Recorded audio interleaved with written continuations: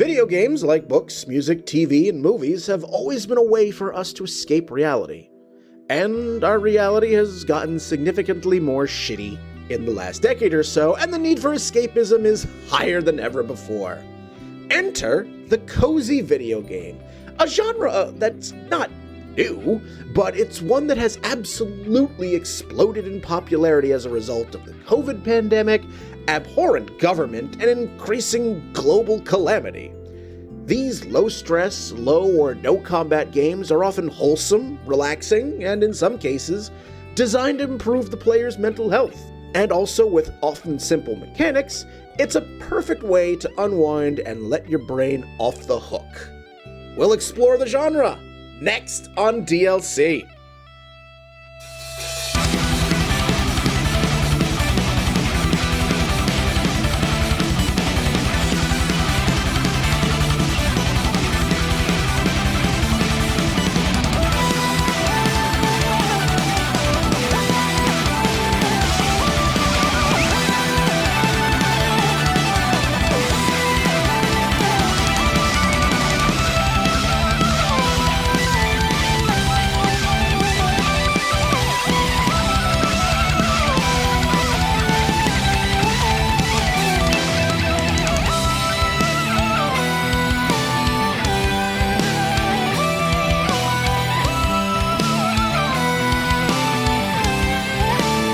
Hello everyone, welcome to Downloadable Content. I'm Brian, and with me we have Veronica.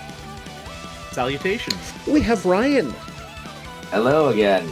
And welcoming back we have Rin. Hello, hello. Hello, hello. Yes, we're going to be talking about the cozy game, the wholesome game, the cute adorableness of it all. But before we dive into all of that, I just want to remind everyone, every single episode of DLC can be found on our website, dlcpodcast.com.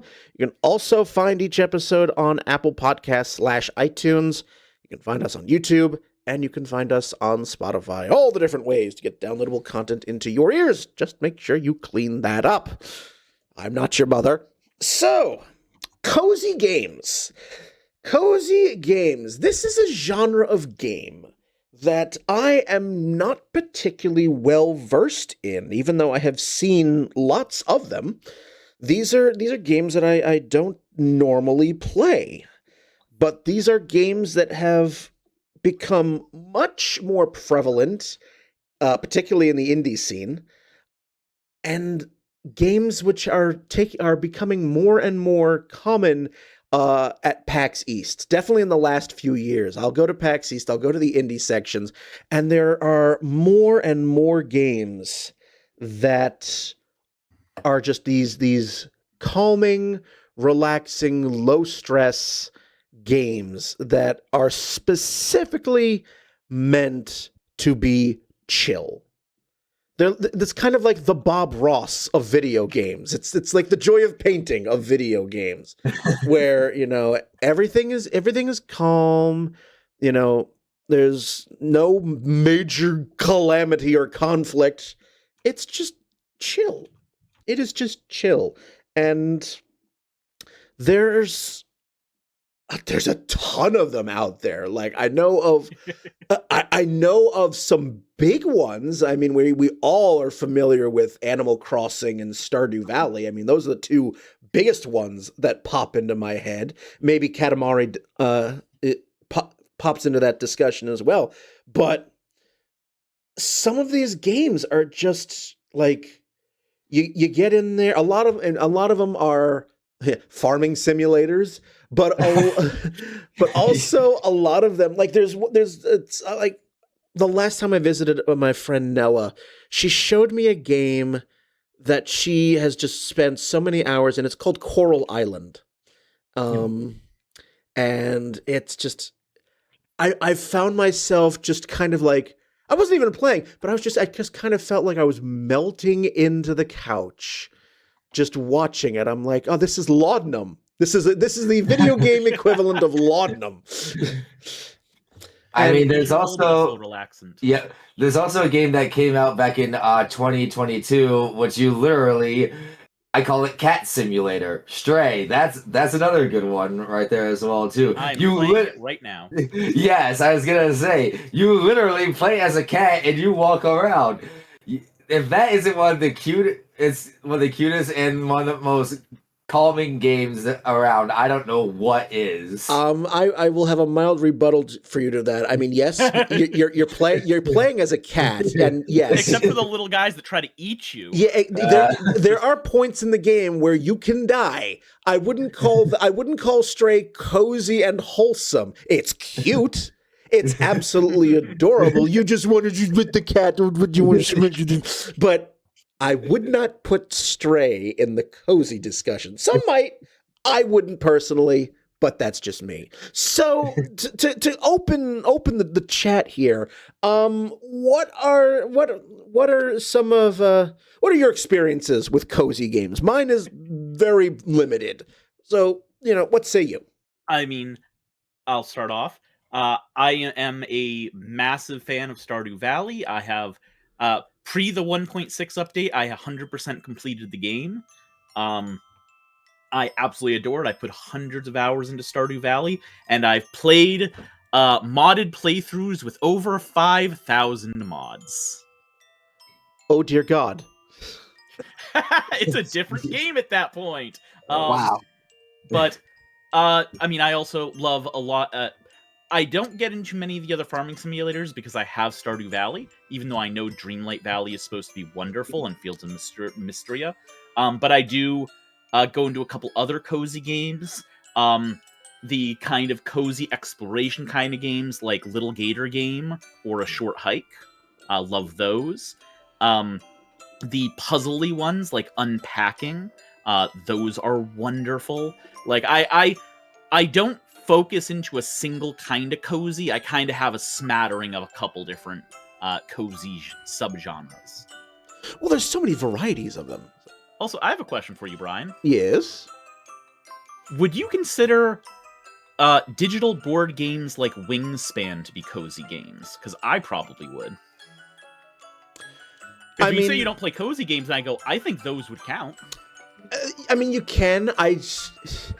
Wingspan is definitely one of the more chill board games I have ever played. Like, it is why I listed it. It's the most calming, relaxing head-to-head game I've ever played. Like, right up there with the Bob Ross and the Art of Chill board game. But, like, it's not... I would not think of that as a cozy game because I think of it as a competitive board game. But that's just me. Okay. Okay, I'm looking at it the wrong way then. I just figured I'd point that out. There are some really old games that I played before that they seem like cozy comfort games. One of the most addicting ones, and you all probably know this one very well, Bobble. I consider that a rather cozy game to do as well too, because that one you're literally just shooting the little bubbles and making the like 3 in a row or more to break it. So that's the one that I literally just go to is like, hey, you know what? I don't want to do anything else. Bobble looks fun. It's addicting. Let's go. What about you, Ren? Yeah. Oh boy, I've got hundreds of hours in Animal Crossing. I just started Hello Kitty Island Adventure. It's adorable. Love it.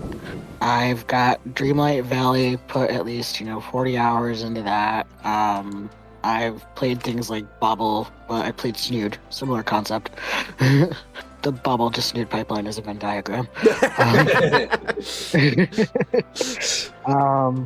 Gosh, I want to play Light Up the Town, but I don't have a Steam Deck, and alas, I cannot play it without some sort of PC-type product, so I can't do that yet, but it's on my list. It looks wicked cute. But for now, yeah, I'm doing a cross of Dreamlight Valley and Hello Kitty Island Adventure. I forgot about Animal Crossing. That's a good point. Yeah, I played Animal Crossing New Horizons too. I completely forgot about that 400 hours I put into a game and then completely dismissed it from my mind. Yeah, 400 a game I have sunk 400 hours. No big deal. Piffed. Piffed. Yeah. I mean, and again, like, the genre has existed for a long time. I mean, it's always been there. But as I said in the intro, I mean, these types of games just have really, really taken off within the last 6 or 7 years or so. Like, I'm looking at some of these lists, and I'm seeing some names that I've seen at PAX, like the one that you just mentioned, just A Short Walk. Is that the one where you're walking the corgi? Is it that one? Okay. No. A Short Hike was the one I listed. Okay. There was A Short Walk is a different one. There was one that it's you walking your dog. I'm like, okay. I don't remember. I've heard of Unpacking. There was. I'm trying to remember if I saw the Hello Kitty Island Adventure. I don't remember seeing that at PAX. There was. Oh, this one actually just popped into my brain because I've seen a few YouTubers play it before. Supermarket Simulator. That's another good one as well. It's actually really neat seeing it. Supermarket.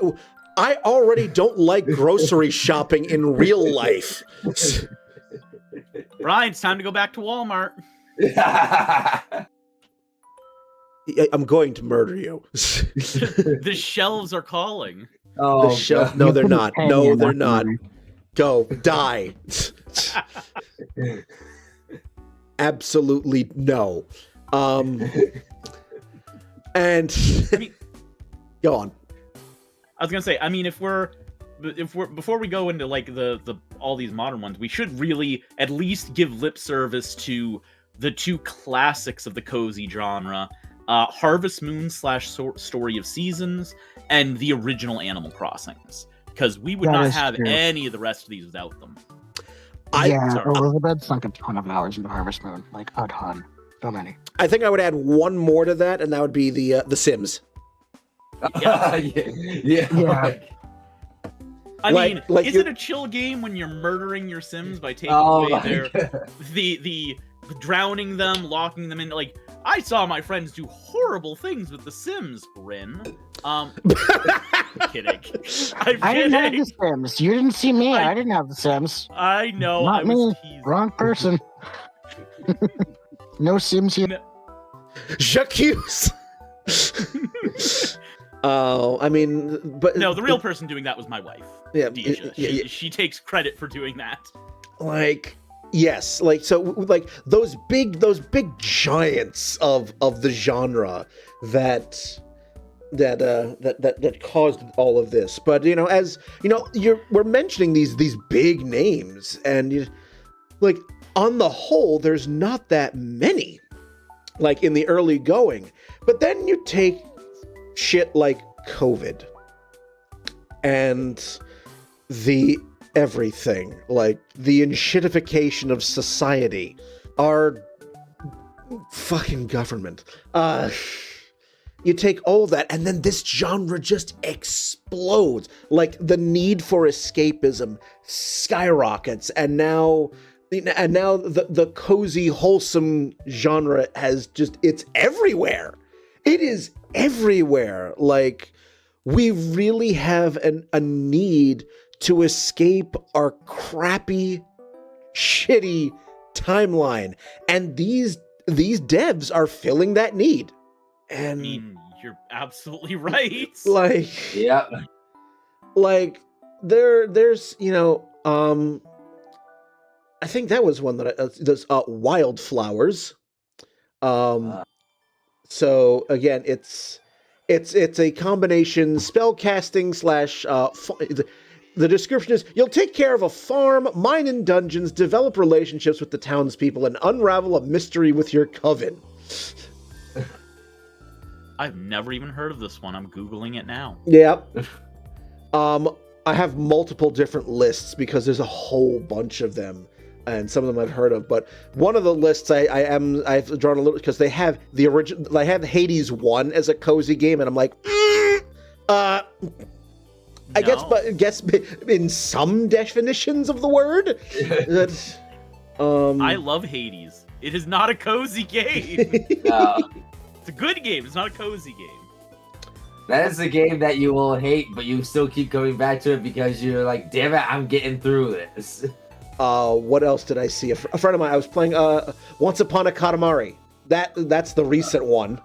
And You have fun with your Katamari Damacy games. I cannot do them. The controls don't control for me.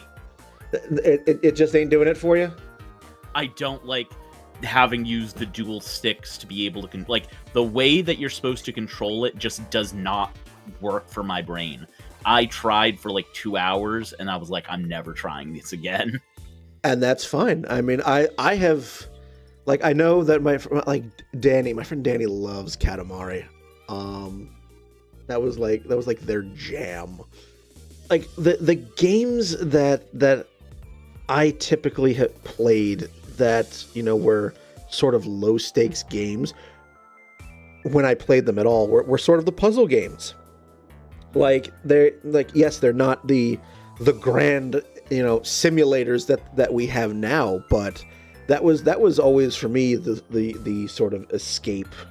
It is, the game has changed so much, and now we've got like the phrase, you know, the cozy game, the wholesome game has been thrown around so much because it's exploded so much that even some developers are starting to turn their noses up at it.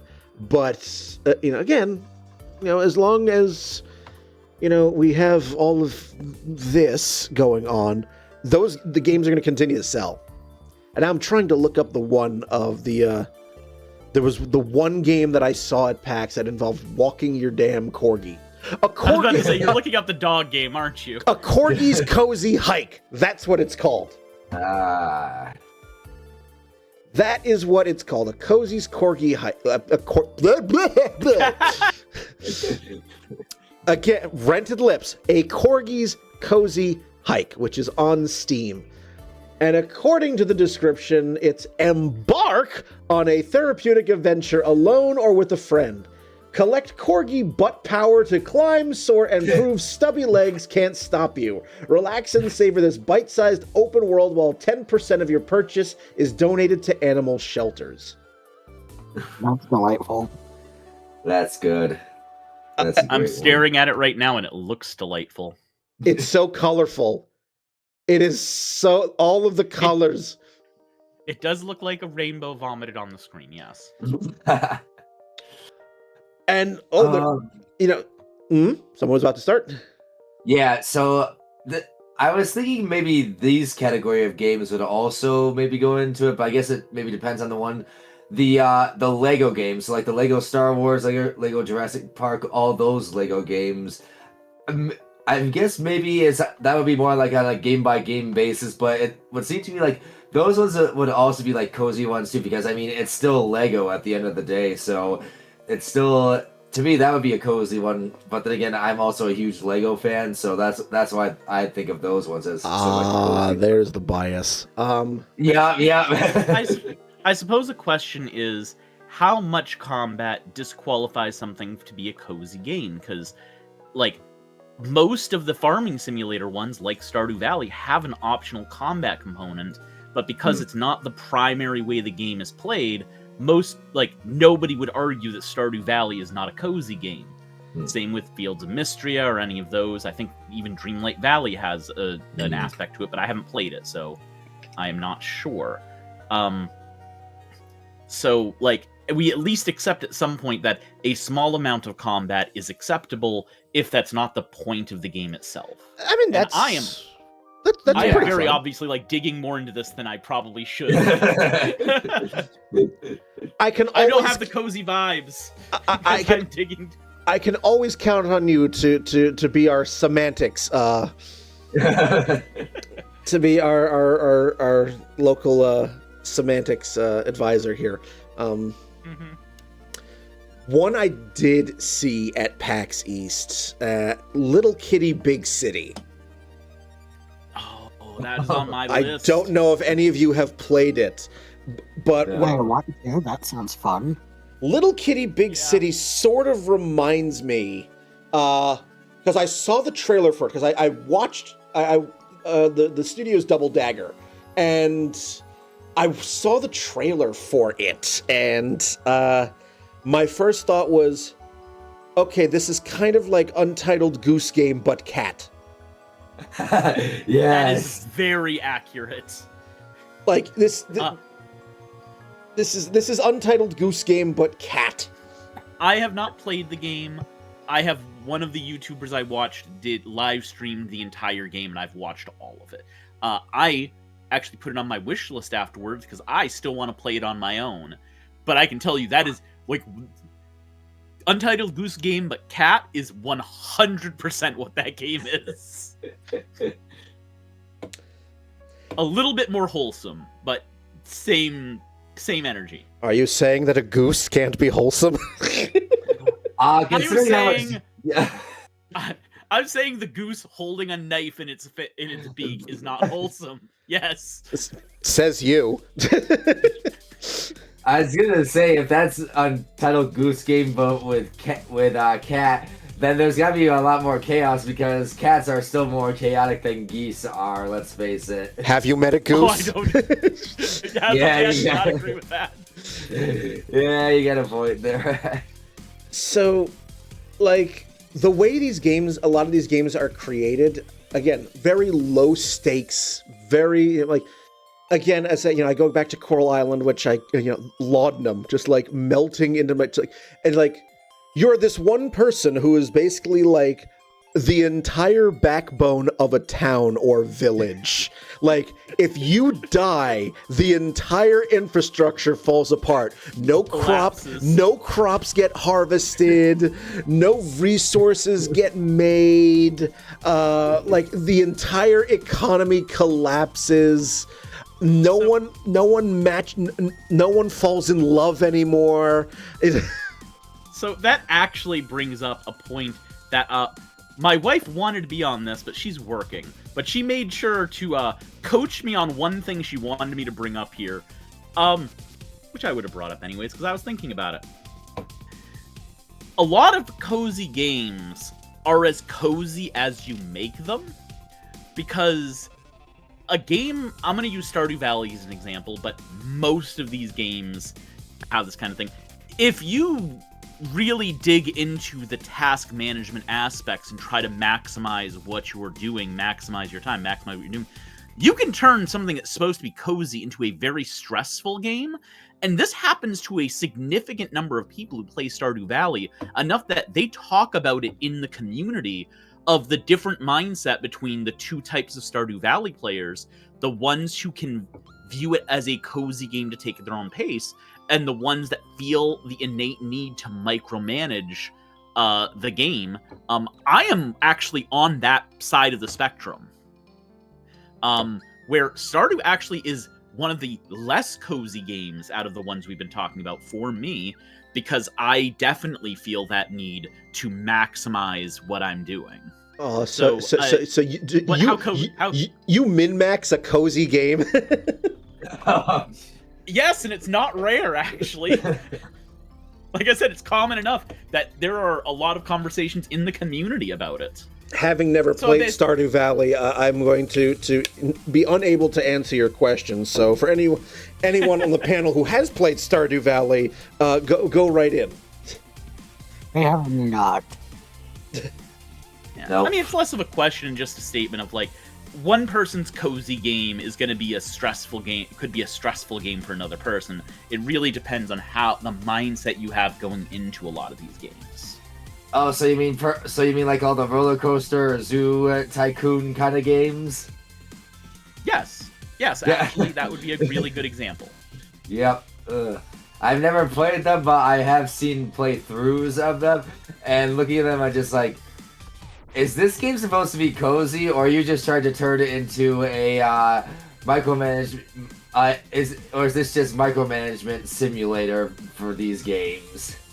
I mean, that is a good point to be made, because I mean, yeah, especially the more open sandbox type games, like the insert industry tycoon here, because I've seen YouTubers who play games like Roller Coaster Tycoon or Planet Coaster, and the whole what they do is instead of actually making a theme park, they make a theme park that is designed to murder as many people as possible. Yes. So, yes. so. Oh, you mean that the murder coaster isn't considered a cozy thing?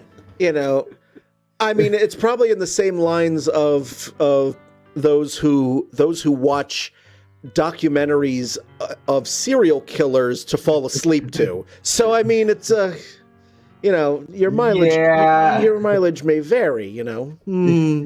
Murder, how relaxing.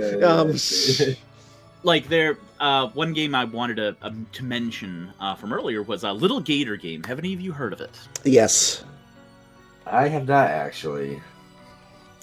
Little Gator game, you get to play as a young bipedal gator who is role-playing with all of the other anthropomorphic animals and is basically doing like an old-school kingdom. You get to wander around. There isn't really combat. You have a wooden sword, and you get to hit cardboard cutouts of monsters if you want. Okay. It is all about basically doing the same kind of like childhood role playing that I think most people did when they were younger. And just making a story with the people around you, and it is an absolute delight. Like, wonderful. Highly recommend. Good. We're talking about like low stakes games, like low combat video games, but also there are games that fall under this umbrella, or some would consider falling under this umbrella, cozy and wholesome, but it's not always, sunshine and rainbows. Like, take a game like Spiritfarer, which is about transitioning to the afterlife. It's the focus of the game is death. Like, you are ferrying, so you're playing as Karen, essentially. But there's a lot of like task management and resource management on this boat that you have to ferry souls to the afterlife over. And it's very calm, it's very chill, but the subject matter, the theme of the game is death. So when you have these types of games that sort of blend genres or explore different themes, like, would you consider that a cozy game, or are we only focusing on everything is positive and good and wonderful? I mean, I consider it a cozy game. Another game I'd put right alongside that, with more complicated themes but peaceful basis, is Wanderstop. If any of you heard of that, where your main character is dealing with a lot of trauma and issues, but it is a game about them taking a rest at a tea shop in the middle of a forest and staying there for a while and learning how to calm down, how to de-stress, how to relax and let life go or move around you rather than always trying to force it to your will.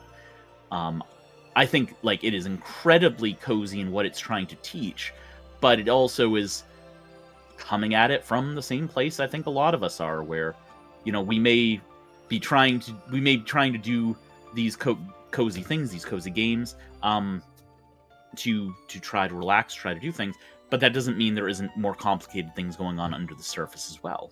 Interesting.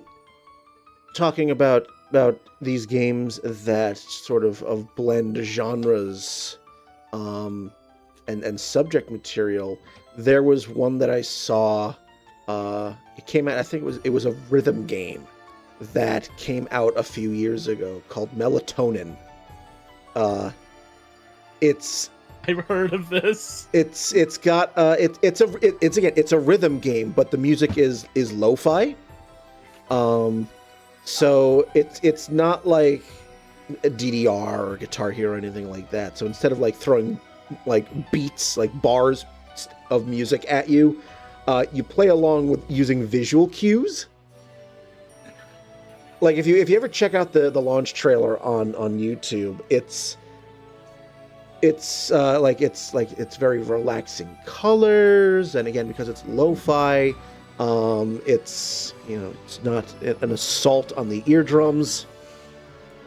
It's a game where you're supposed to be like doing rhythm games through somebody's dreams, right? Yes. Yeah, I remember reading about it. I mean, the developer for Melatonin is half asleep, so yes, it's a... Yeah, that makes sense. Username tracks. Yep. Also, in this genre, adding another element of cute to all of this. There are games that have like, there's a lot of use of the word tiny. There's a lot of tiny. Like, I have a board game called Tiny Towns, and and then with as far as video games, there's Tiny Bookshop and Tiny Glade, and Tiny Bookshop, yes, it's according to the description, it sets you the challenge of abandoning your normal life to open a tiny mobile bookshop by the sea. You'll manage your stock and cater your shelves to your customers' needs while advising what novels they should lose themselves in next. You even get to decorate your little trailer for added aesthetic points, which is definitely a plus. I mean, even going off of what Take I said that, earlier, Amazon. Little Gator game. Yes. Just yeah. So a short hike, not a long hike. Small, manageable. You mean you don't want to hike the entirety of the Appalachian Trail? What's wrong with you? I mean, they could make a cozy game out of that. Pretty sure they could. I'm pretty sure they could. Walking it's simulator. going to be the desert bus of cozy games. I'd also be willing to add it in sports games as well too. I would kind of add into the cozy games as well. Sports games? I'd be willing to be honest. I want to hear your justification for Go this. on. Yeah, I'm curious. I'm going to let you cook. All right, so this is my justification for sports games. Since I have played them, there are some that maybe are a little bit more high energy, but what I go off basically is like Rocket League, some of the soccer games I've played, and like some Madden games as well too. I'd put those under there as well because it's not really that high stakes, and you can do just like casual playing through those ones as well too for it. So that's where my justification. Oh, and bowling stuff as well too. That's my justification for it. You've obviously never done league bowling. Rin, you were about to say something? I just said, I agree. Rocket League, all those other, definitely cozy. Like the non-killing people driving games. Yeah. Those ones, I would technically classify that as cozy. Like you can just sit there and be like, I just want to drive around. That's fine. Yeah. I can see the argument for Rocket League. I guess. Yeah. I'm showing my own internal bias when I'm like, I don't know about stuff like Madden, because like to me, like the competitive aspect is the primary aspect of it. But I also know those aren't games for me, and so my opinion probably is a bit biased against them. What do you think, Brian? I actually will branch off of Rin's point there for Rocket League because I own Rocket League. Now I love soccer. I enjoy soccer. When World Cup time comes around, many of you leave my Facebook in droves because I just I'm sure that the three of you on this panel, when World Cup time comes around, just mute me on Facebook for the month. Don't worry, I'm not offended if you do. No, it's like when you have a little kid who just discovered something new and they're super excited about it. So every 4 years, I'm super excited. Yeah, we just pat you on the head. It's adorable. Oh, you're so cute. What you do with the sports ball? It's so cute. Hey, I am quite a bit of fan of soccer, so I enjoy seeing those posts as well too. Seeing, especially when you go and when you try to see, okay, who's faking an injury out on the field now? The Tony Award-winning injury, fantastic injury. Anyway, I digress. But agreeing with Rin on Rocket League, especially because something I really like to do is I'd like to play a season of Rocket League 1v1. Because if you time your car just right, when the countdown begins, you can get to the ball and just punt it over their head right into the goal. Yeah. Yep. Like there are times, like I have a replay saved where I've beat my opponent like 26-1 because it's like 3, 2, 1, gun it, and I just launch the ball right over their head. And it's 1v1, so you cannot go back to your goal in time. So it's like, good, I just scored a goal in 2 seconds. Oh, look, another goal in 2 seconds. Yep. And sometimes you just run up the score. So a sports game I would definitely consider a cozy game, or at least sports adjacent, would be some of the Tony Hawk Pro Skater games, especially when you can free play. Oh. Yep. I'm here for that. Like super relaxing, just skating around, messing around on the course, no stakes, no anything, just getting to mess around and just it is very zen. Yeah, that is true for those ones. I definitely say that. Similar to Tony Hawk Pro Skater, and one that I still sometimes unearth my Wii to play because I still have it on GameCube. Any of you remember SSX Tricky, the snowboarding game? Absolutely. Oh yes, I do remember that one. Like, it is just so entertaining just to be doing all sorts of tricks. You don't even need to be racing, against the computer. Just you. It's just a score attack mode, and it's just lovely. So yes, you could absolutely do that if you just wanted to pretend you were as athletic as the characters are. Yeah. And then you can also go on to not be recognized in grocery stores for being who you are. Yes, exactly. So yes, I can definitely see some sports titles falling into the cozy genre. Why the hell not? I mean, but it's like I guess the uniting thread here is, are you playing it to be competitive, or are you playing it to mess around and have fun? If it's super competitive, probably it's not feeling super cozy.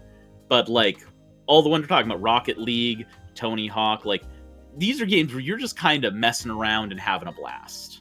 Yep.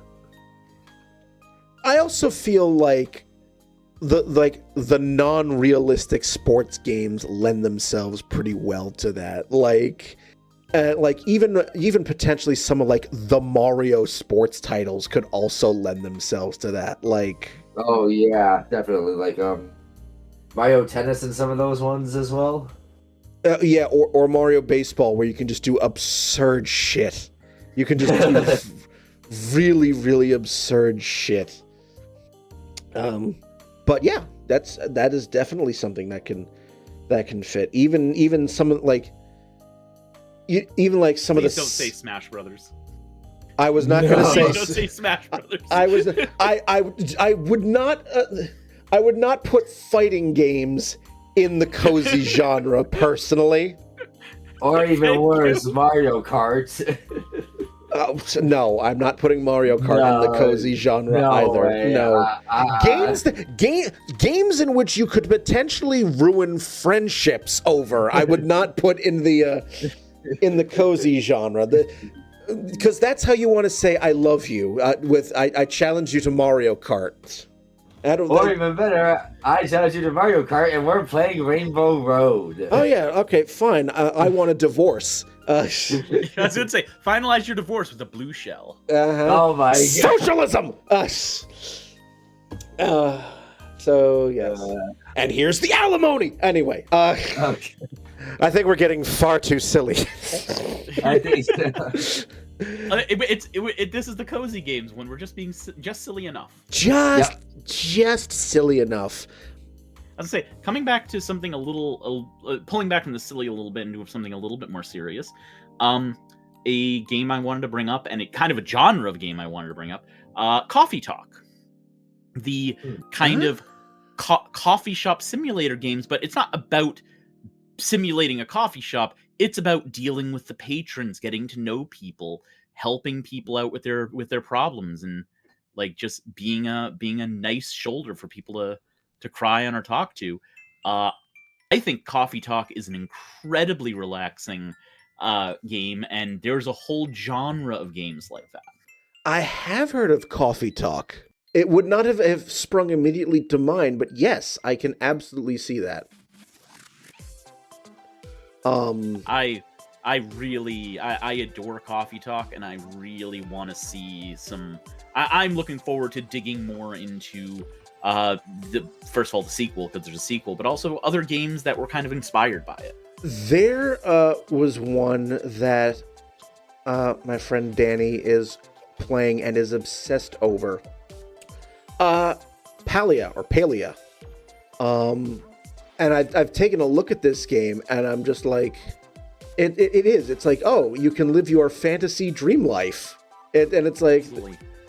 it's like it kind of takes like a lot of the stuff we're talking about now, but you're playing it online, so you're able to play and build with other people. Yes, that was going to be where I was going to take the conversation next. Like, so we have all of these games.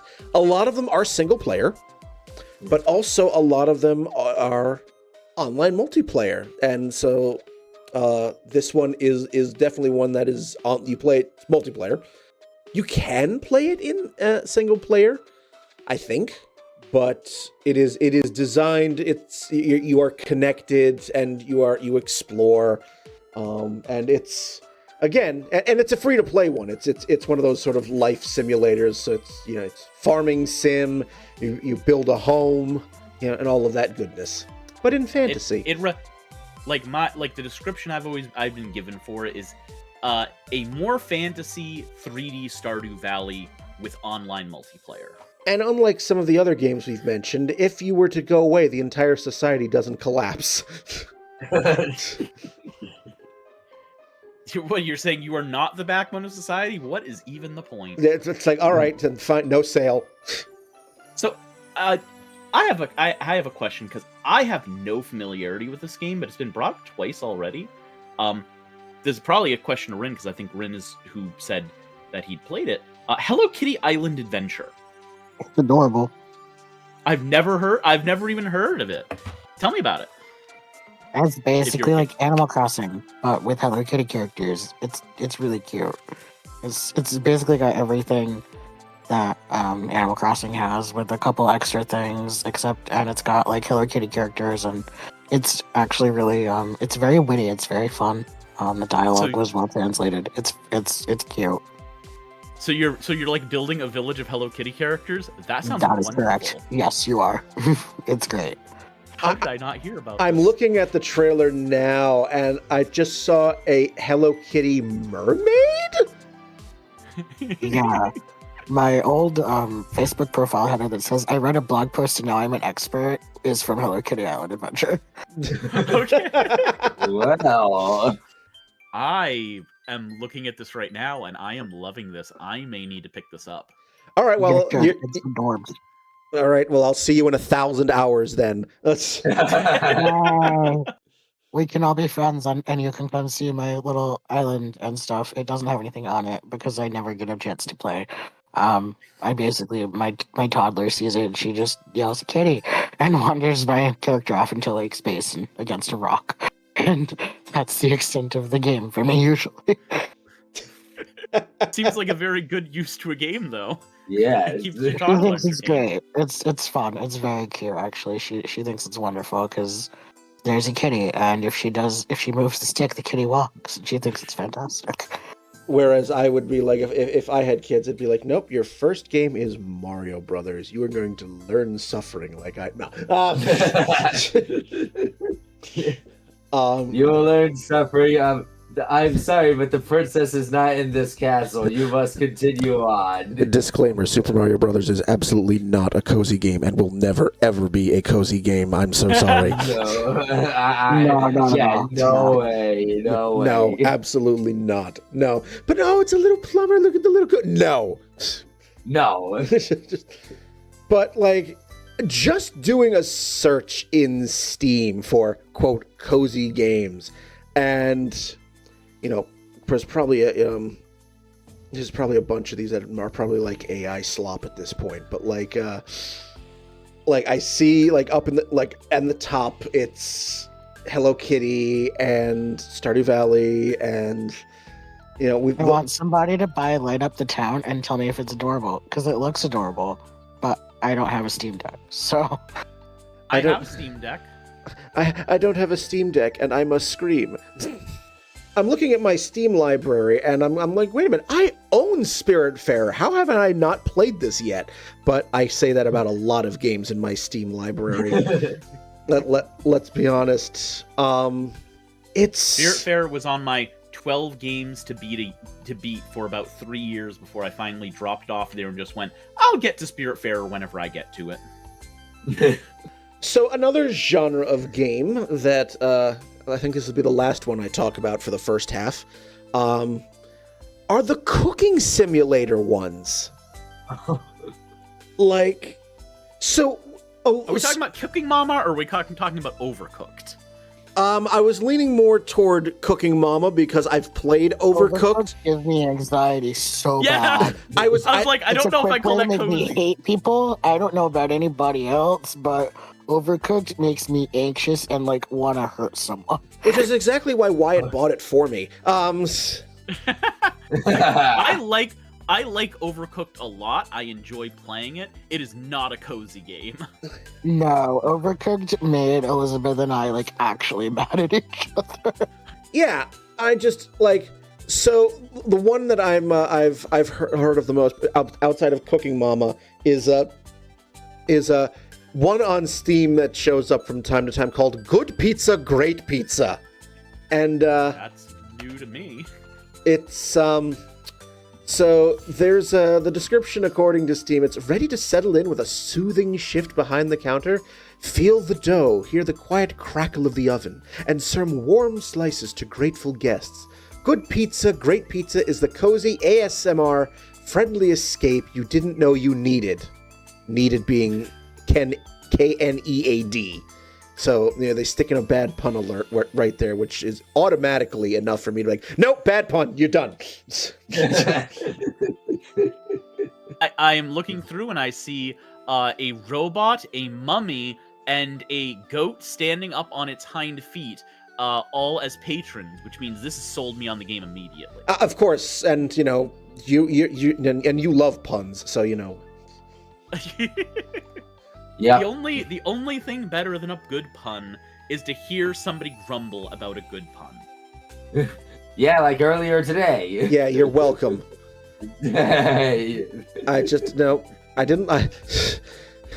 I'm married to an English major. Puns are not allowed in this house. And even after I came out as bi, I did not develop the ability to enjoy puns. No, instead I unlocked the fruity making cocktails skill tree, not the pun skill tree. Yep. Gotcha. So it's either the make the puns or be a really good cocktail maker. Apparently, I can make you an excellent lemon drop, but if you throw a pun at me, I'm going to harm you. I was gonna say, I mean, really, it comes down to you have your skill points. You need to allocate your skill points into certain areas. Exactly. So yes, Good Pizza, Great Pizza, because as soon as I said cooking simulator, no, Overcooked is no. I've played Overcooked, no. Agita, no, absolutely not.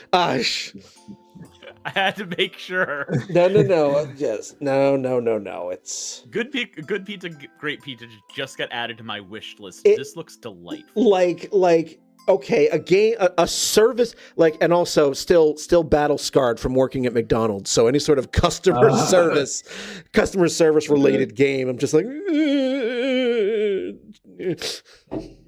I need. I suppose that would be. I suppose that would be like somebody offering me Walmart Simulator. I would probably God. throttle them. Like no, I'm going to call my therapist immediately. I'll bring this up more in the second half, but I was looking on Steam and I saw this game and I just got reminded of things. A game called Smash Hit Museum, and it reminded me of like the clicker games where you like have to click on stuff and you basically uncover things with it. I'll bring up more of those in the second half. I'm like, oh yeah, I remember playing these kind of games back in the day, and I had way too much fun with them. And yeah, I'm just like, all of these games that just have exploded in popularity, like on the one hand, it's great to see these these types of games being made. On the other hand, I kind of feel a little bit like we're making these games because life is shit. So it's like, but at the end of the day, escapism is escapism, and that's whether you decide to play these games or not. It's obviously it's all on you. There's the ideas and the execution for a lot of these games is just really spot on, and it's like games that I normally don't play. Now I'm just like, maybe, but also I have so many games already. I don't want to add more. I have not. I mean, we're only 11 days into 2026. I have not bought a new game yet. So. But we will be talking more cozy games on the second half, so we will take a break. I'll give you some nice soothing music so that you can melt into your chair over. And so we're talking about the cozy and wholesome here on Downloadable Content. We'll see you on the other side of the break.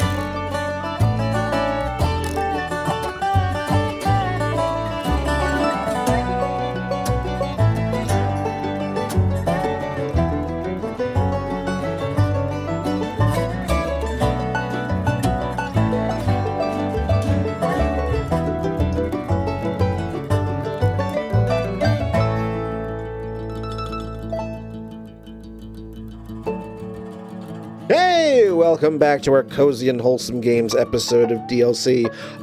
Sorry for waking you. I'm sure now that you're all asleep, wake up! Refreshing nap. a nice 3-minute power nap for all of that. So, back to the discussion of the cozy and the wholesome. During the break, I actually found a game that Veronica is probably going to buy within the next 5 minutes. The game is called Cinnabunny. And what? Cinnabunny is a cozy life simulator game where you play as a bunny who runs a bakery. Unlock new recipes, go bird watching, collect mushrooms, and charm your community. Save up enough carrots to help your family move. I love everything about that, and I don't even own like a PC anymore. It's called Cinnabunny. Ryan, it's my first purchase of the year. I just bought it. Oh, It didn't even I wait don't for you need to to hear finish the anymore. sentence. She was just like, add to cart, add to cart, add to cart, add to cart. Didn't even wait for you to finish talking. add credit card information. Pay. I have it. That's it. You just said bunny, and she was like, I'm already checking out. Yep. All right. A bunny running a bakery. Holy crap! This is so delightful. And it's gonna come to Switch, so she might buy it again. Yes, I will buy it for me. Hooray! There you go. Someone remind me. We might be double dipping on this so that Deja will play it on Switch and I will be playing it on my Steam Deck. Actually, it may already be out on Switch. Oh my god! Yay! I'm looking it up right now. I'm looking on the Nintendo website. Yes, it is. Yeah. Yep. It's expensive. It's $25. That's not terrible. I'll do that next week. All right, there you go. You're welcome. Yeah. All right, now that this episode has cost you $25, Veronica. You getting your cut, Brian? It's protection money. Amazon referral link for every video game somebody buys off your podcast. I wish I was famous enough where I actually earn money from like affiliate links. But no, nothing quite that fancy. Just a bunch of nerds talking about video games. But anyway, now that we've done some capitalism. Speaking of another game that might be cozy but really, really isn't, you have Reciteer. Capitalism ho. I thought that was Animal Crossing. I mean, there's capitalism in Animal Crossing, but Reciteer, you are the capitalism. You are. Are we the baddies? Yes. Yes. In this case. Oh man. So something steering the conversation back a few quantum leaps. I was doing some research for this episode. Yes, shockingly, I do research for some of these episodes. There was. I mean, I'm not the only one with a note file of things to talk about.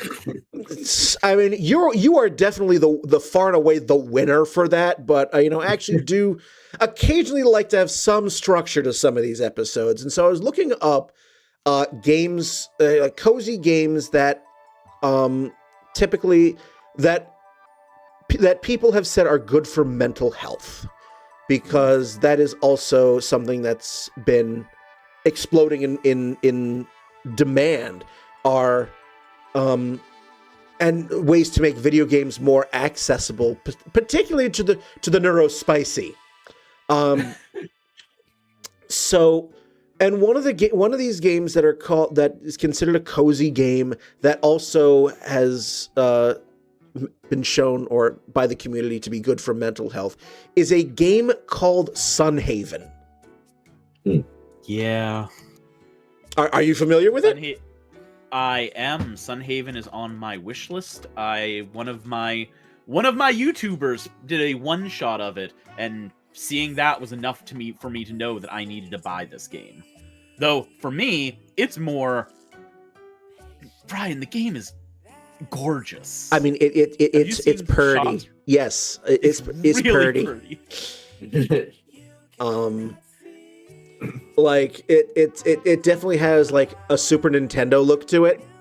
There are a lot of games that try to do this kind of look and fail. There are a lot of games that try to do the SNES pixel look, but it just comes off as uncanny because it's not quite right. Sunhaven nails it. This is what I would expect a modern Super Nintendo looking game to be like. If we have took that art style and we continue to evolve it an extra couple steps. So apparently it's not on your wish list. You own it. Yeah, I realized that when I went to it. Yeah, I'm looking at because it's like Eye of Sauron over here. Now, I see you already own this. It's not on your wish list. Well, it was on my wish list. I must have picked it up in one of the more recent sales. So it's again, build your farm and build relationships with townsfolk, or forge ahead on a quest of magic monsters and dragons. Level up through a skill tree in eight-person multiplayer or adventure solo. God. So it's a combination farming sim, life sim, RPG. So what you're saying is all four of us could just jump into Sunhaven and start. Yeah, that's true. Actually, we actually could, and it's that is an interesting. So this is one of these games that are just blending a whole bunch of genres. Yeah. Wow, I'm looking at some of the trailers for it right now, and wow. So, according to some of the community, this game is considered good for mental health. When talking about this game, consider Sunhaven, a farming life simulation that branches out into fostering close relationships with the townsfolk, embarking on quests, blah blah blah. In the end, the game blooms into a community of strong connections and feelings of accomplishment. I remember hearing that this game took the relationship system in Stardew Valley that was rather basic and made it more of a focus of the game. So because I'm not familiar with Stardew Valley, can you elaborate on the relationship system? I can elaborate on the Stardew Valley relationship system. I can't tell you too much about how Sunhaven is different because I haven't played it yet, other than I know that they evolve on it. The Stardew Valley relationship system is you go and talk to people. If you talk to them every day, you'll gain a friendship point. And if you give them a gift twice a week, you get a bunch of friendship points. And if you give them a gift on their birthday, you get a bunch of relationship points. When you hit a certain number of points, you trigger cutscenes with those characters. Those cutscenes are sometimes gated behind certain times of the year or certain weather events, like some of them only happen during the rain. And most all the dateable characters are locked off at 8 hearts. That's the highest you can go with them, because hearts 9, 10, and above are only for if you date them. Any non-dateable NPCs, you can go to 10 hearts base. So basically, you're trying to earn friendship points. Yes. Okay. Very much so. Thank you, ProZD. The object of the game is to earn victory points. But this looks like a very pretty game, Sunhaven. I'm like, because I don't play these types of games, I'm like, Steam is like, this game doesn't look like other things you've played in the past. We can't tell you if this game is relevant to your interests or not. But it looks pretty. It is. Like I said, I'm curious because Stardew Valley's system is well known. It's well known for having very, very well done writing into relationship system, but the system itself is not super exciting. I hear Sunhaven does a lot more with its relationship system, so I'm curious to see how they freshen it up. Well, you own the game, so I will await that investigative reporting. I will play Sunhaven during the rest of the podcast and get back to you by the end. That'd be good. There's actually something I also want to bring up too. Not Sunhaven related, but I also think it kind of helps out with mental health. And it's from one of the games that I mentioned earlier, the what was the Breaking Stuff Museum. So that is along the lines of what are called the clicker games, where basically you're clicking on stuff to kind of like either reveal something or destroy it. And the reason why I'm bringing this up is because those kind of games I also think are good for mental health because those allow you to relieve frustrations and any tension and stress you build up in a very productive way where you can basically break all the shit you want to. And I know that there's a genre of games for that kind of stuff because I've played games like that before, and I think those ones, well, they're wholesome, but in a different way is the best way to put it for those ones. Because with those ones, like the clicker games, you're on it and you basically are clicking things to reveal stuff. So whether you're destroying something or you're like trying to clear out stuff, I think that's probably one of the better kind of games as well too for being wholesome because you're clearing stuff out and you get rewarded like with like really cool items once you like clear away the debris or break stuff for it. So I like those. I haven't played those games in a while, but I remember those kind of games being like, "Hey, I today was stressful. I feel like crap. Let's go break stuff let's go break stuff in a game on the internet." So basically, it's like an axe throwing room, but in a video game form. Yep. I mean, it might not necessarily be my definition of cozy and wholesome, but to each their own. Yeah. Like, I mean, I'm sure that those games also provide some very nice dopamine hits. Yep, that's really how it gets cozy and wholesome for some people. It's like, oh hey, I need an extra I need extra dopamine hit. Why don't I go break stuff? Yay! It's like, all right, I'm just gonna just do that. I mean, that's again, I am not going to, yuck your yum. If you want to do that, go right ahead. So speaking of a game, so earlier I mentioned Stardew Valley is a game that can very easily become stressful and not cozy for some people. I'm gonna list a game that would probably be that for a lot of people, but is cozy for me, and that is Cities Skylines. Ooh. I love building myself my own little county, detailing, putting in trees, just doing all these little things to make my little guys' lives better. It is such a cozy, relaxing game for me. But I understand part of that's because I'm so familiar with the system that a lot of the inherent stresses of the game don't bother me anymore or don't affect me anymore. So I don't think this would be cozy for a lot of people, but it is definitely a game that I can just sit down and zone out to for hours as I build little neighborhoods. So is that like the type of game that's like in the same sort of genre as like the Tycoon kind of games, or?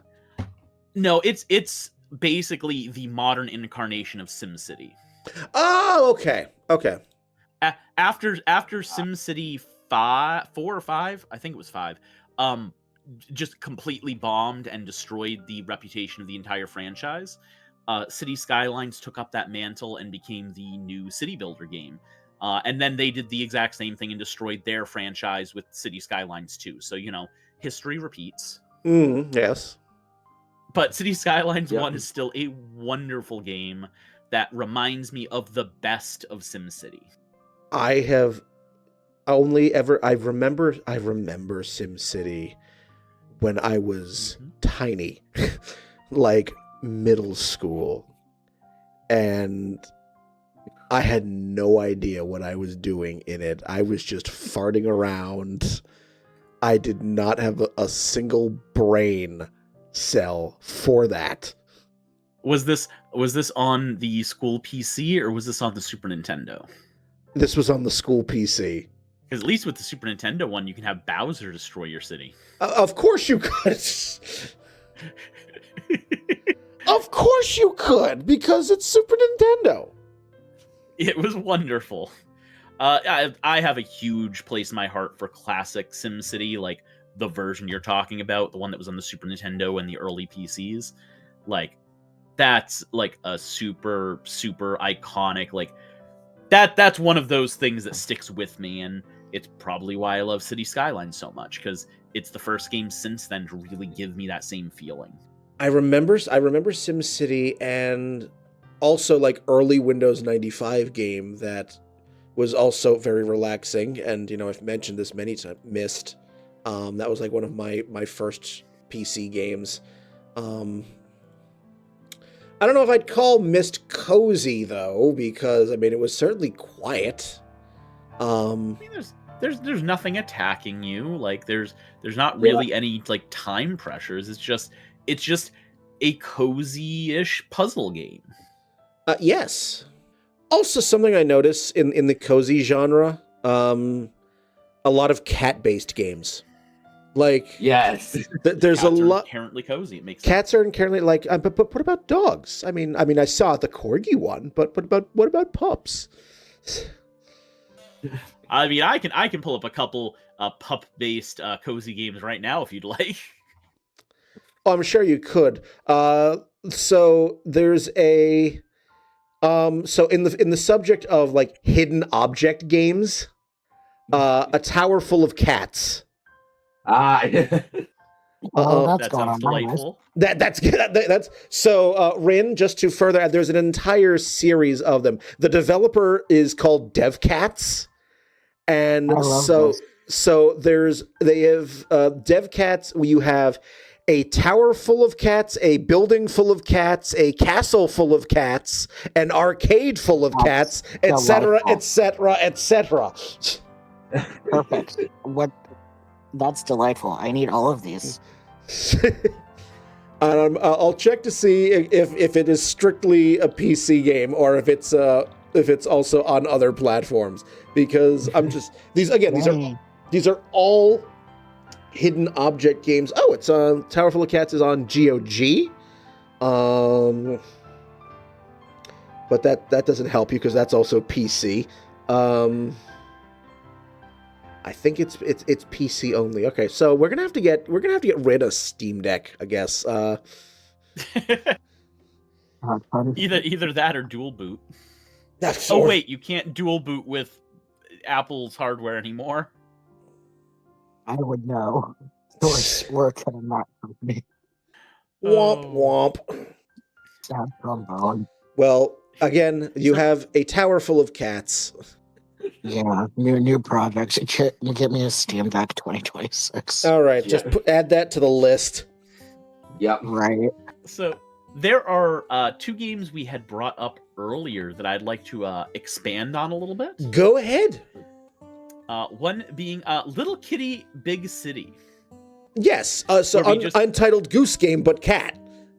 Yes, where we just said that, and that was all we said about it. And there's like, okay, so premise of Little Kitty Big City. You are a cat that was lounging, and you fall out of your window, and the whole premise of the game is just to get back to your house, to your apartment that is high up. And through the course of it, you get to make the acquaintance of several other animals, such as Tanuki, who is a raccoon, not a tanuki, who runs the interdimensional teleportation system that you use for your fast travel. What? He just straight up has like sci-fi technology, and it is never explained. It is never questioned. It is never questioned. It is law. Yeah. But yeah, a huge portion of it is just being able to go around and be a cat and do cat stuff, such as getting frightened of cucumbers, and befriending dogs, which are a primary way to keep you away from certain areas early in the game. But like, it is, if you've ever if Stray appeals to you, if you like the idea of playing as a cat and just going around and doing cat stuff, you will love Little Kitty Big City, because it is Stray without all of the sci-fi world building in it, where it is more of a comical game. I mean, you know what they say, and what they say is everybody wants to be a cat. Because a cat's the only cat who knows where it's at. I can't go too much, otherwise Disney will serve me a cease and desist. How far are you going to go, Brian? I just can't. I know. The other game I wanted to bring up,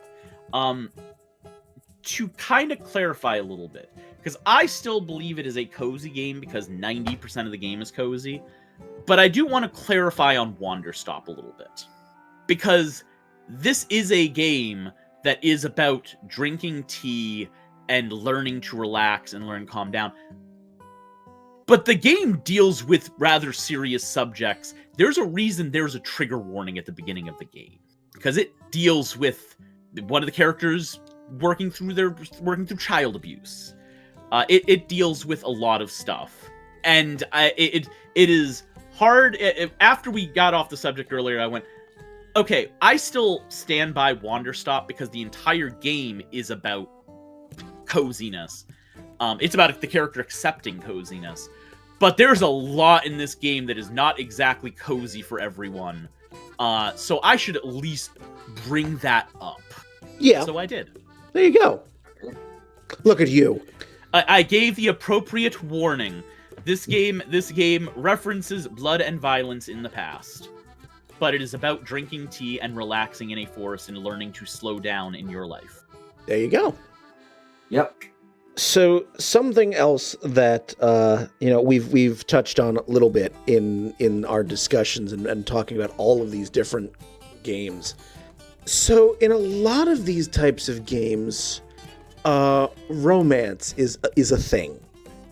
Like being able to date, and befriend and date and fall in love with characters throughout the game without the whole messy bullshit of feelings and Dating simulator and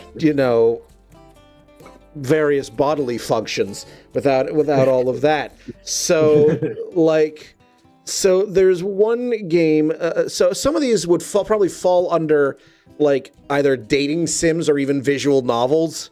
Yeah. So there is one that is called Love Ghosty. You are playing as a ghost and you have free reign to snoop around and learn about every resident of your manor's lifestyle. Are you playing as like a ghostly Cupid? You're not necessarily playing as a ghostly Cupid. Let me just pull up the description here.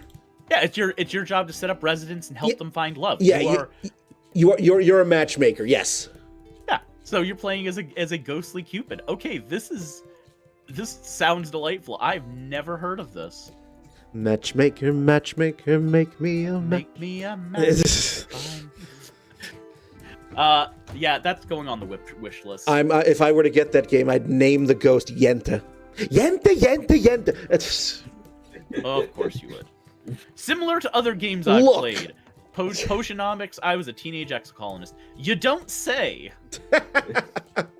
But I mean, like, romance is a component of in a lot of these games. I mean, we were talking about Sunhaven, for example. And you were talking friendship points and all of the games that are continuing from the Harvest Moon archetype all have relationships as a primary mechanic. Meanwhile, those that are going on from the Animal Crossing archetype generally don't have intimate relationships as a focus.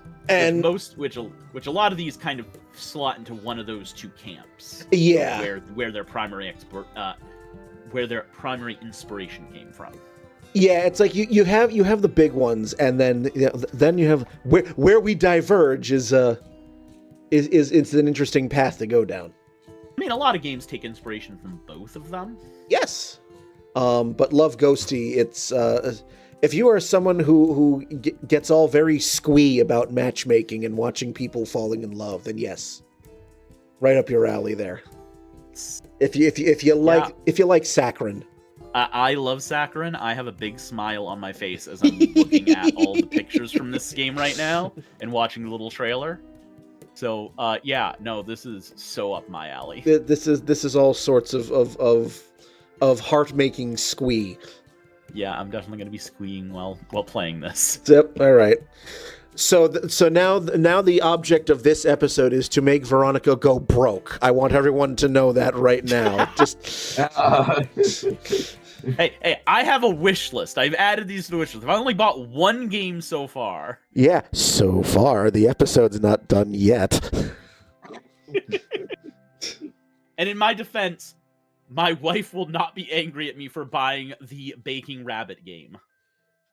No. If there's anyone who would absolutely agree with that purchase, it would be Deja. Yeah. I had another one falling into the romance thing, but now it left my brain. So it'll come back. It'll come back eventually.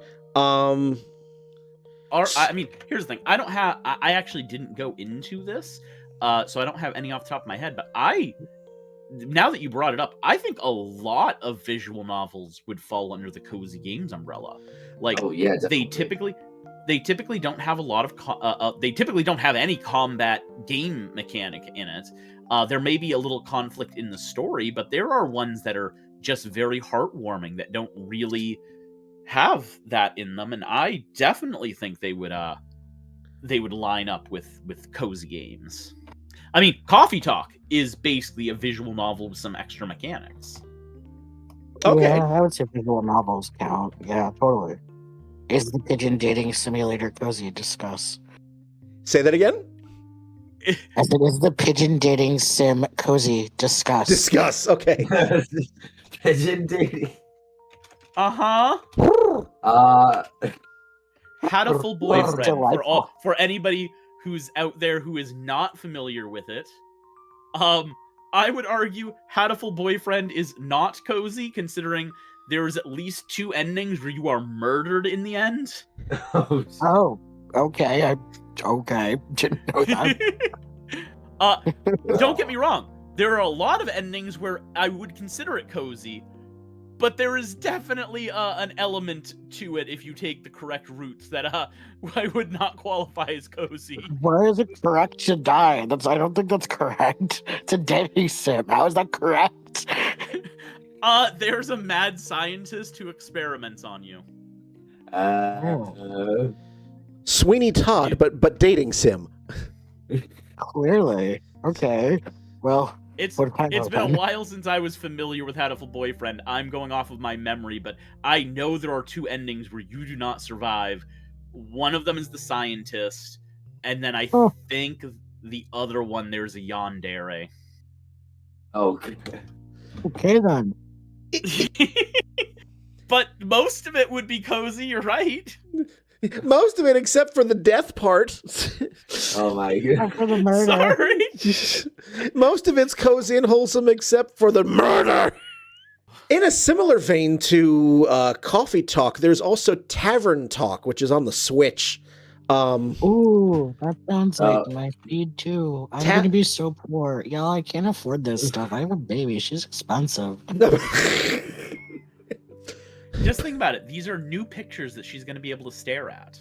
That is true. She already grabs my Switch and says, "Kitty, Kitty," and I'm like, "Okay, hang on. We'll play Hello Kitty." She's learning. She knows the Switch is for the kitty game. It's the only thing she cares about. She doesn't care about it otherwise. She knows that if she grabs the Switch, she'll play the kitty game. I will admit that is adorable. That is absolutely adorable. It's very cute. So Tavern Talk is a game for the Switch and also for PC. It's you're a barkeep. So running a tavern is a pretty difficult job. Luckily, Tavern Talk makes it easy while also throwing you into a Dungeons & Dragons fantasy world. Listen to your patron stories from their adventures and get to know them with each visit. Yeah, I'm watching the trailer for this right now. So cheers, but make it D&D. Oh my god. Exactly right. Yes. That's Mm-hmm. So, So where everyone knows your how name. annoying is the how annoying is the bard gonna be at the tavern then now? Okay, wait. So, for similar to games you played, Slay the Princess. I don't think that fits. And Silk Song. What?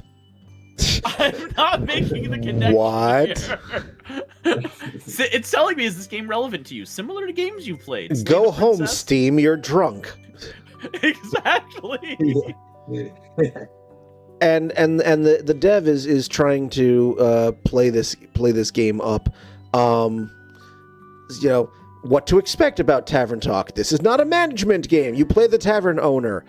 It's a D&D inspired story. LGBTQ plus positive representation. At least 12 hours of immersive reading on your first playthrough. Multiple endings. Casual drink mixing. So I just put an image in the DLC podcast chat. Okay. From this game. It is how I currently am looking at my bank account as I'm wish listing all of these games. Excellent. The plan is working. The plan is working. If I buy all this stuff, I won't have enough money to pay for the gas to go to January, miss. Don't buy these games just yet. Yeah, there we go. Don't buy these games quite yet. Wait until after January. You can only requisition the Bank of Deja so much. Oh, Yeah, God, no, it was- this looks wonderful. Good recommendation. Thank you. Oh, you're welcome. Absolutely. But just so we've been chatting now for about an hour and a half and just talking just about all of these games. Just all you have to do is just take a quick cursory look on on the internet or on Steam or whatever, and just there are so many games. This has just exploded, this genre, within the last 5 or 6 years, as I mentioned at the beginning. So it has taken off. Like I'm loving how this has been just a nice evolution. As I said at the end of the first half, in on one way, I'm so glad that these types of games have just exploded into popularity. But at the same time, I feel, a little sad, and that might be misplaced.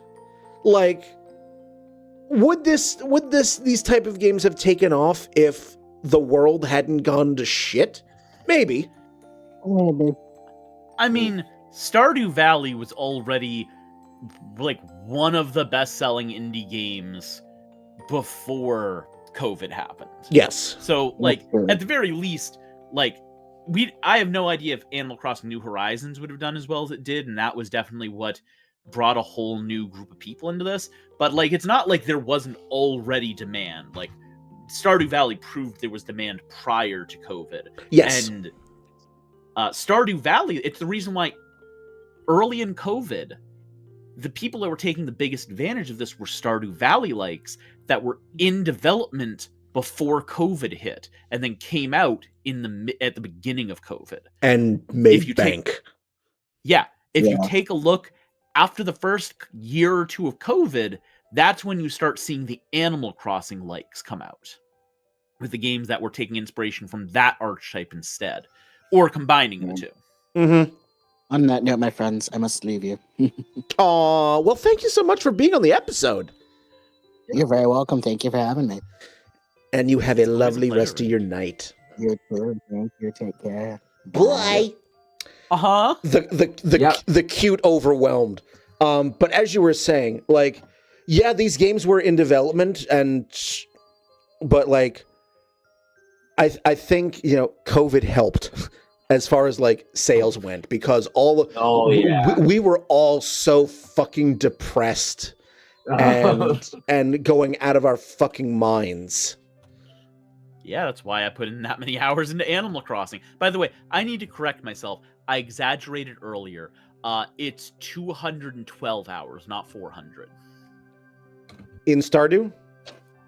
No, that was in Animal Crossing New Horizons. Oh, okay. Either way, that's still a lot of game for you to just casually dismiss. Yeah.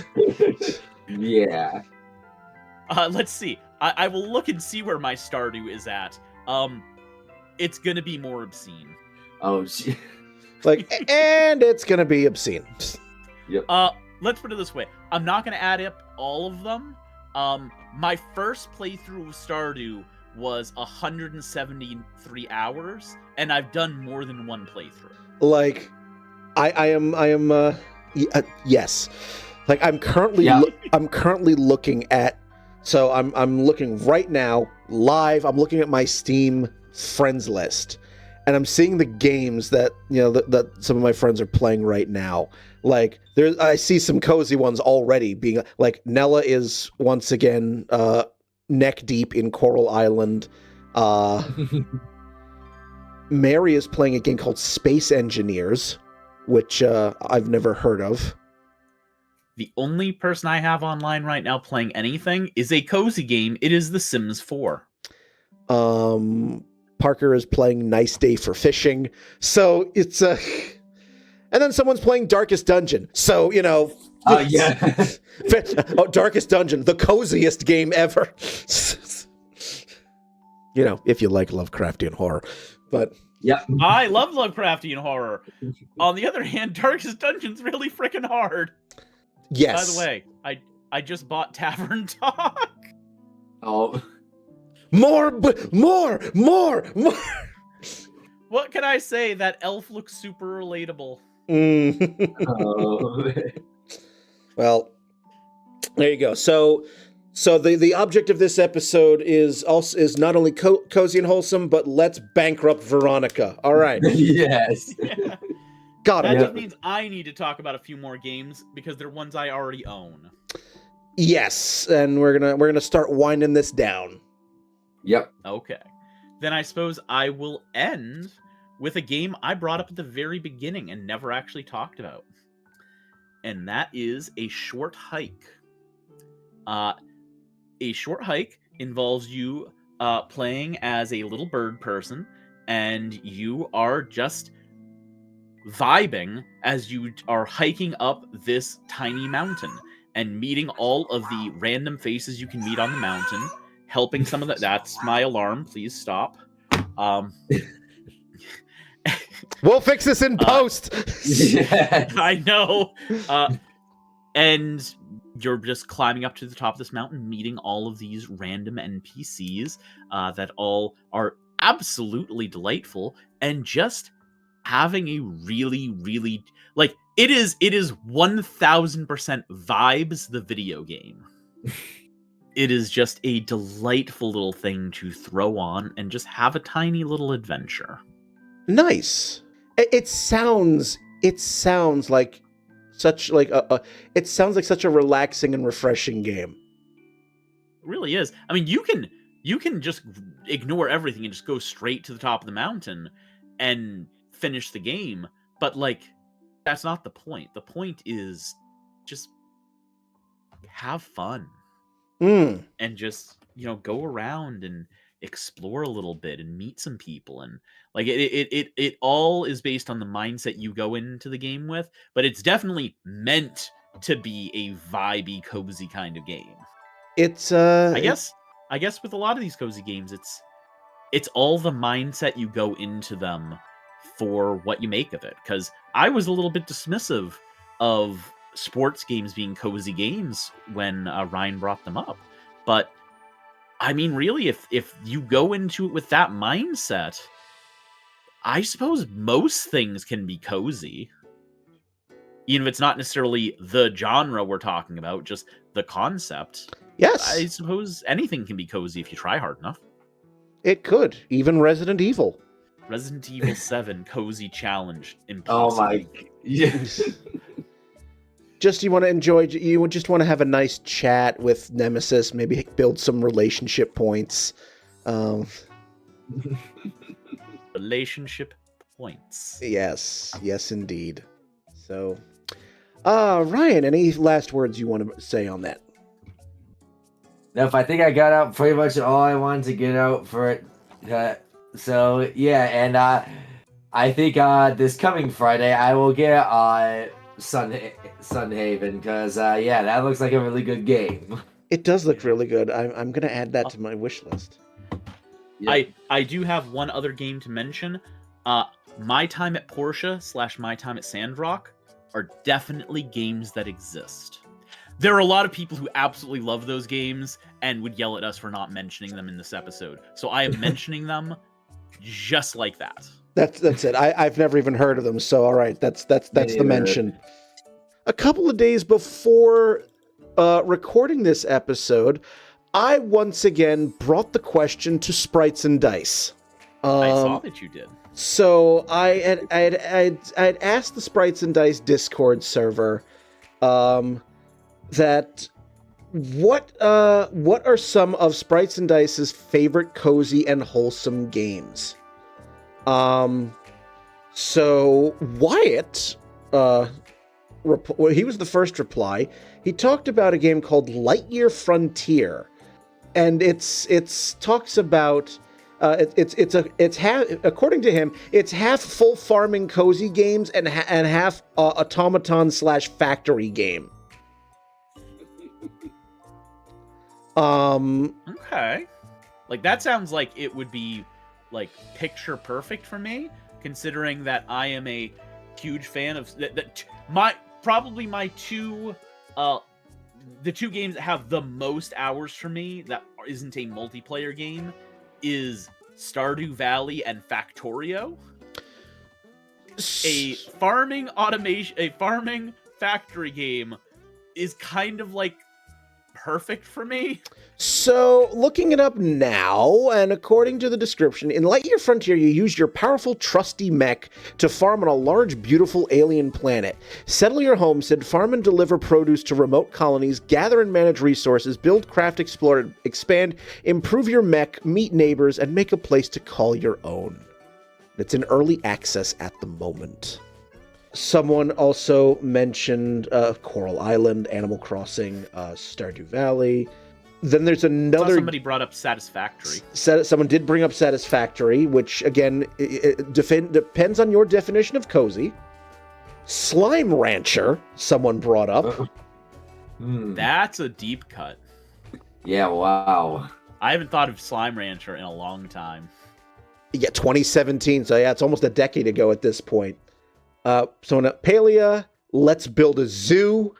Let's see, Lonely Mountains, Snow Riders, East Shade, which is it's a Skyrim type game, but you're a painter, so no combat. So those are the ones that were mentioned over in the Sprites and Dice community. So thank you for your feedback to my question of what games you consider cozy. So what are some of your favorite cozy games?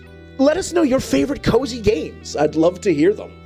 Every episode can be found on the website, dlcpodcast.com, as well as Apple Podcasts / iTunes, YouTube, and Spotify. And if you go on our website, click the feedback button, let us know. We have upcoming recordings that I update from time to time, so if you want to be in on an episode, let us know, or give us ideas for future episodes. So, all right there for you. So, all it remains for me to do is to thank Veronica, Ryan, and Ren for being on this episode with me. And on that lovely note, I'm Brian. Have a good one, everyone.